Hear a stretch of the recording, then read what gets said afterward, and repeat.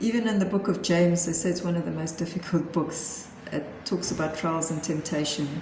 And it says, "Consider it pure joy, my brothers, whenever you face trials of many kinds, because you know that the testing of your faith develops perseverance.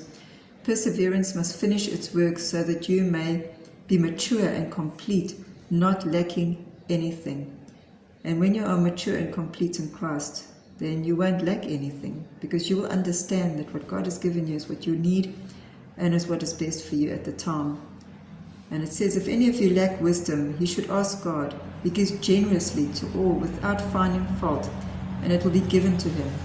But when he asks, he must believe and not doubt, because he who doubts is like a wave of the sea, blown and tossed by the wind. That man should not think he will receive anything from the Lord. He is a double-minded man, unstable in all that he does."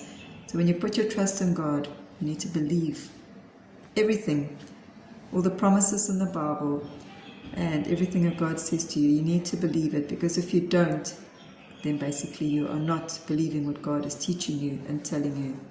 So don't be double-minded. He says, "Blessed is the man who perseveres under trial, because when he has stood the test, he will receive the crown of life that God has promised to those who love him."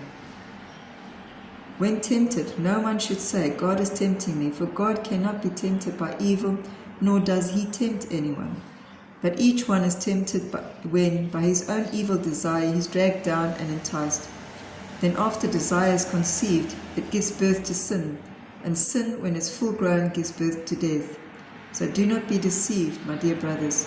Every good and perfect gift is from above, coming down from the Father of the heavenly lights, who does not change like shifting shadows. He chose to give us birth through the word of truth, that we might be a kind of first fruits of all that he created. And that is what he wants from us. It's just to trust in him, and we can receive the good and perfect gift from above.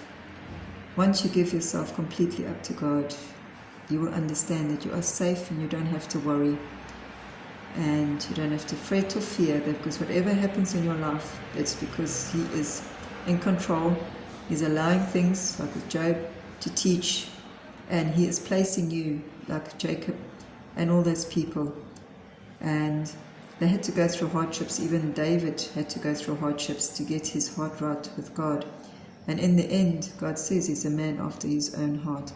And Joseph went through a lot of bad stuff as well. He was imprisoned, and a lot of difficult things. There was a lot of temptations put in his life, but he never was swayed by it.